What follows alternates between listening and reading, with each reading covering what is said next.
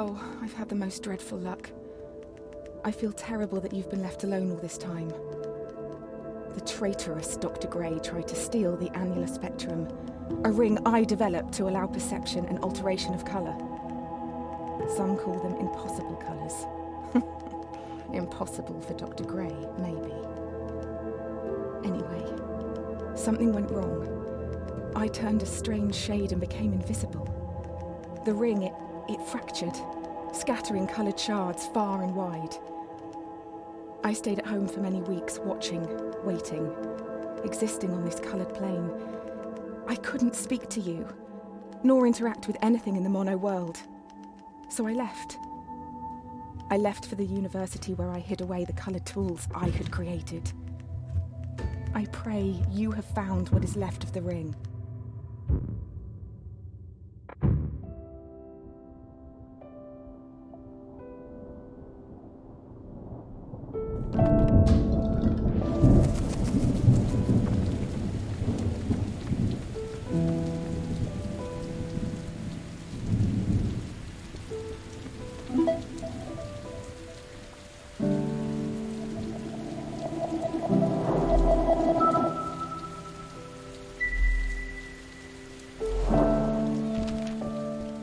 Since the beginning, we have pointed to the sky and declared it blue.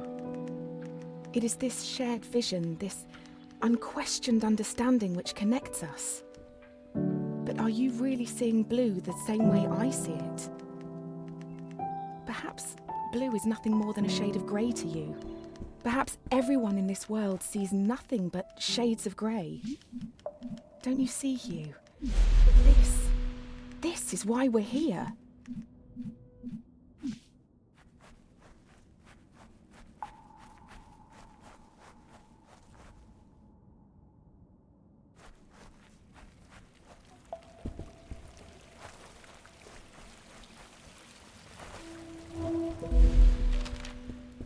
When you enter a cave expecting a waterfall, the chances are your expectations will be met. But if you discard those expectations, don't you think instead the cave will be full of surprises? I ask for you, Hue, to abandon your expectations, to pull me back from the brink of unreality. I need you to see the world not for what it is, but for what it can be.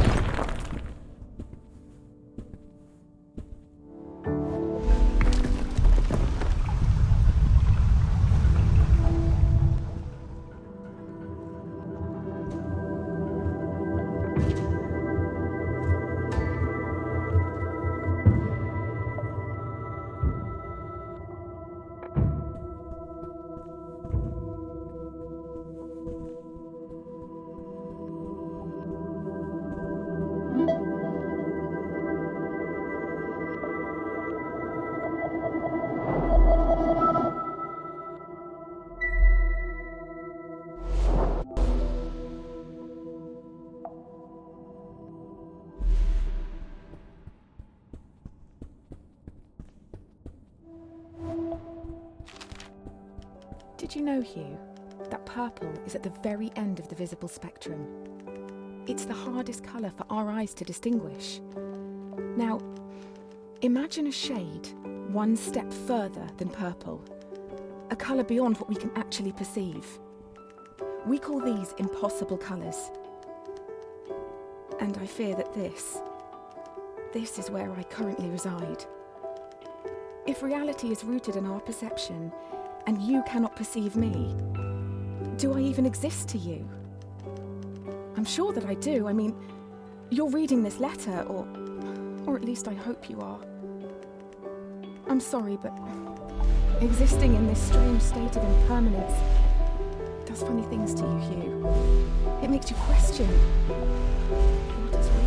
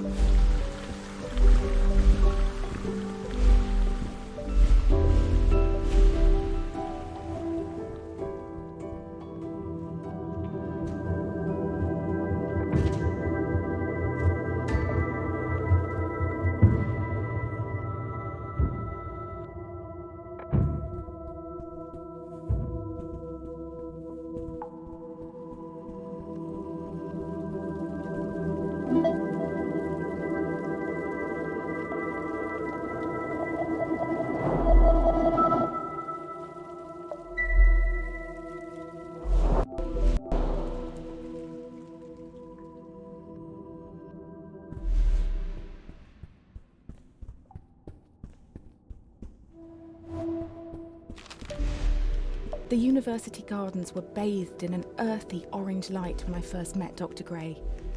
Summer had come and gone and a cold autumnal crispness had caught me off guard. I sat on the grass, surrounded by my books and papers, when a cool breeze threatened to blow my notes across the lawn. A page escaped my reach and took flight. A man not much older than myself chased after it, catching it on his third or fourth attempt. I remember his gentle smile when he returned it. He started talking and I was surprised that he had read my work in the university journal. He said he was a professor and that he hoped we could work together someday. It's funny, Hugh, how something so small can change so much.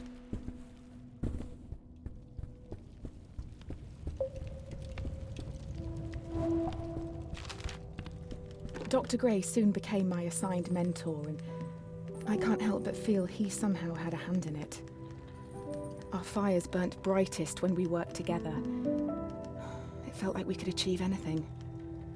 We discovered more about colour than I could ever have imagined. We split light, mapped spectrums, we painted, we laughed. We worked long hours, and soon our goal became all-consuming. We were vessels. The work became more important than us, and we knew it.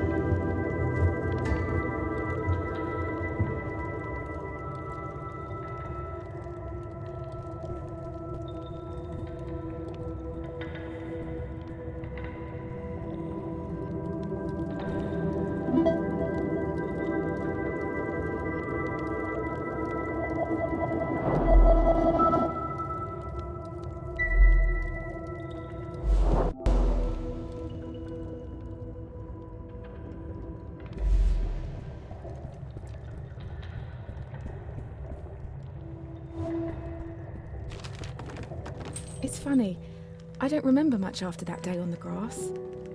I do know that Dr. Gray and I spent many a time together. I would compliment him on his work and his cheeks would flush with a pinkness. He'd notice and change the subject, embarrassed. This work we were doing together, it didn't feel much like work anymore.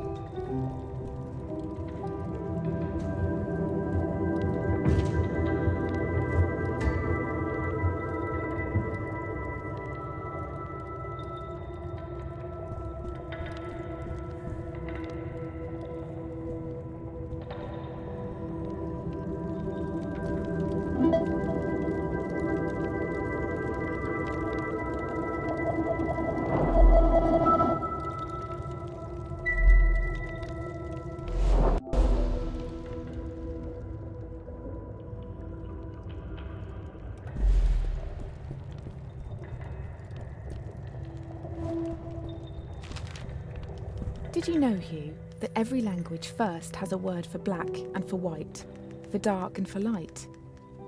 The first colour described afterwards is always red, the colour of blood and wine, the colour of anger. The anger I felt when I was told my experiments had gone too far. when Dr. Gray sided with the university, stopping my research altogether. For all our languages, for all our ways to communicate, it's funny how sometimes we simply cannot.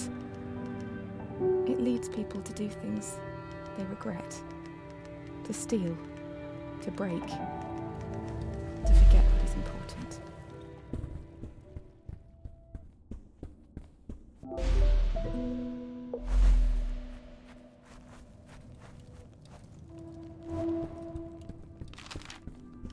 Once a seed has taken root, it doesn't take long for it to grow, to nurture and blossom into something beautiful. The seed of knowledge was planted in my mind, and I wasn't prepared to let it wilt and die. The university claimed my experiments were unethical, that altering the fabric of our reality was dangerous. They were unflinching.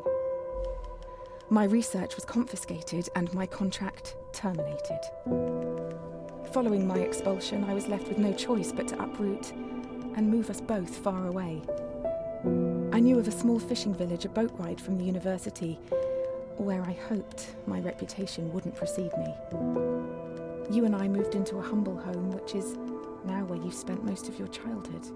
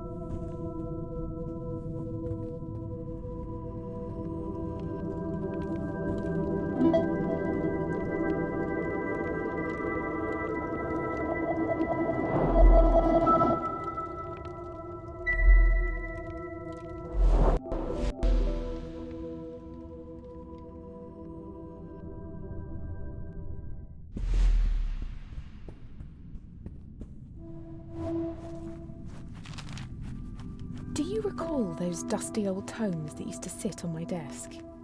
The ancient scriptures of civilizations lost. I spent hours poring over them, searching for clues to support my research. Aside from their wonders, one thing stood out above all else. Blue, or specifically the absence of it. Other colours were detailed at length, but not blue. It was never mentioned at all. The word simply didn't exist. Could they not distinguish blue? Without the word to describe it, how could we be sure they could see it at all?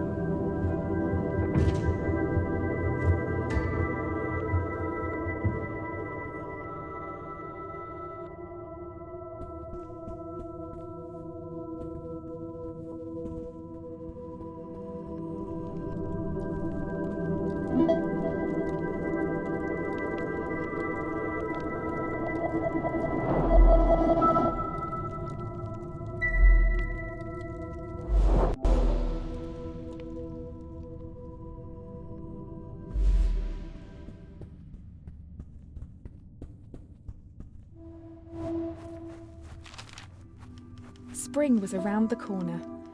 Yellow daffodils poked through the dirt in our backyard. As time moved, my resentment slowly slipped away. I continued my research from home. Without Dr. Gray, work was slow, but I still made progress. One day, Hue, when you were sleeping, I watched over you. I was on the cusp of a breakthrough, and you were the last person left to see it. I was so excited for the both of us.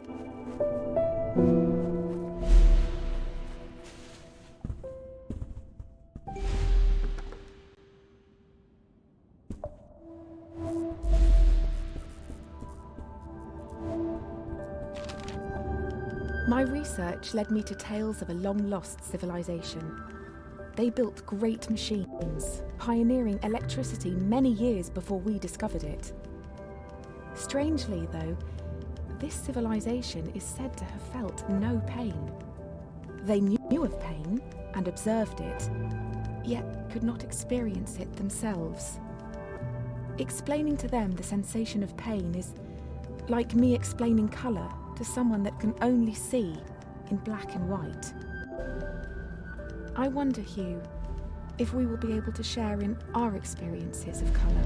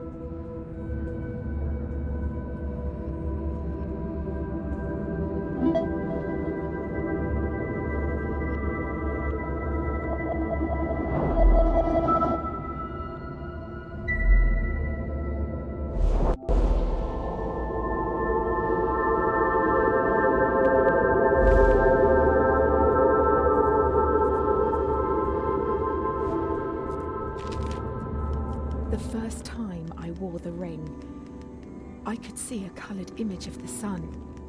Aqua, purple, orange, pink, red, blue, yellow and green.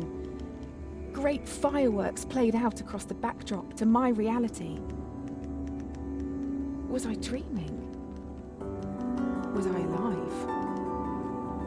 My senses, dulled from a lifetime of monotone, struggled with the revelation.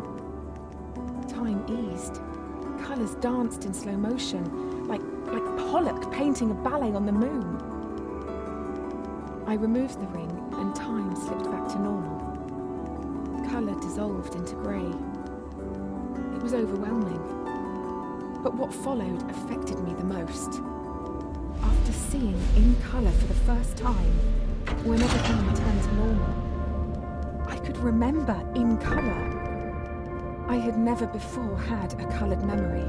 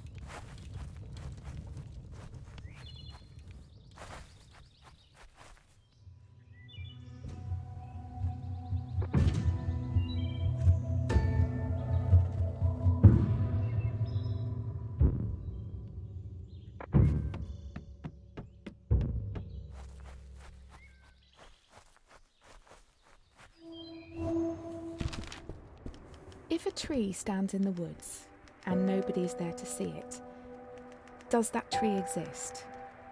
Does it have colour and form? Does it matter? This journey has been difficult, Hue, and whilst I have trodden a lost, winding path, I feel no closer to the truth I was after, no matter how long you chase the moon. If truth does exist in our minds, then I feel there may be one that I have neglected. All this time, you've been alone, and now uprooted, on a journey for my cause. For what? So that I could see the world a little clearer? I do hope, in the end, it was worth it. For both of us.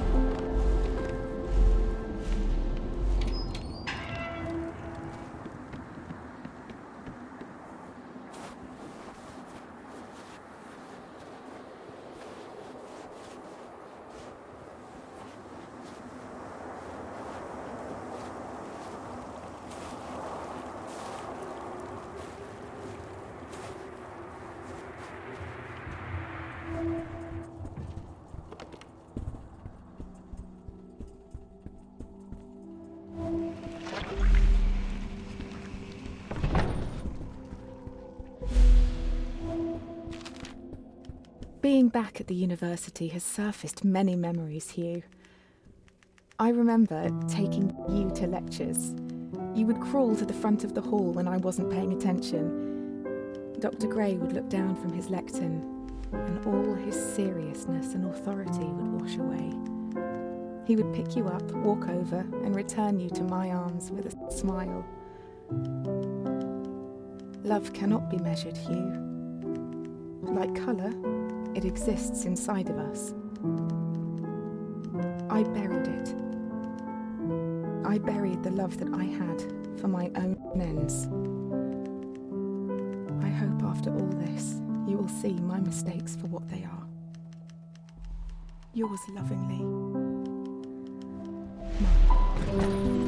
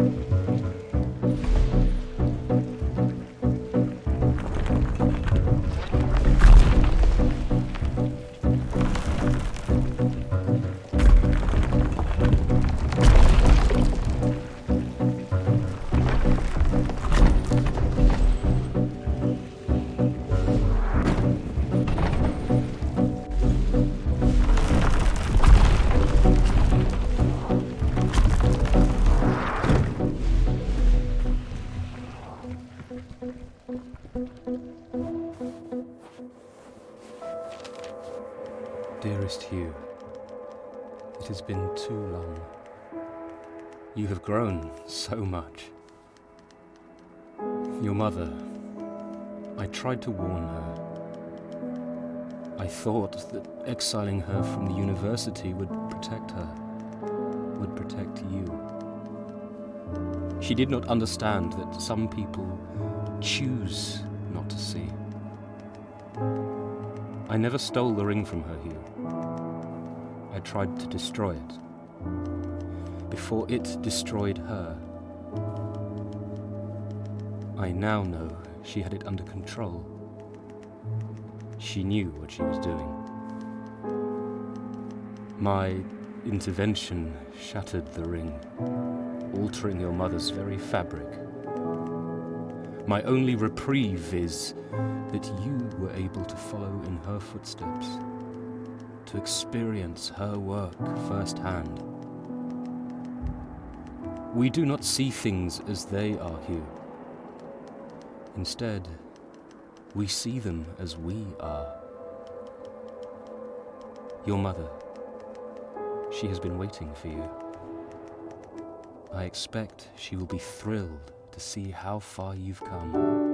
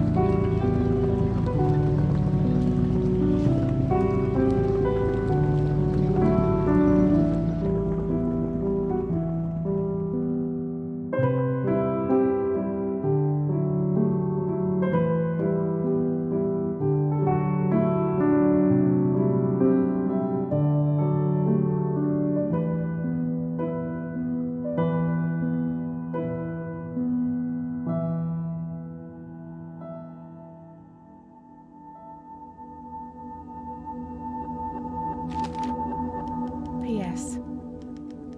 You cannot always control what happens to you, but you can choose how you see it.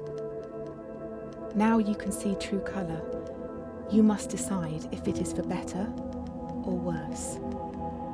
I hope after all this, it is for the better.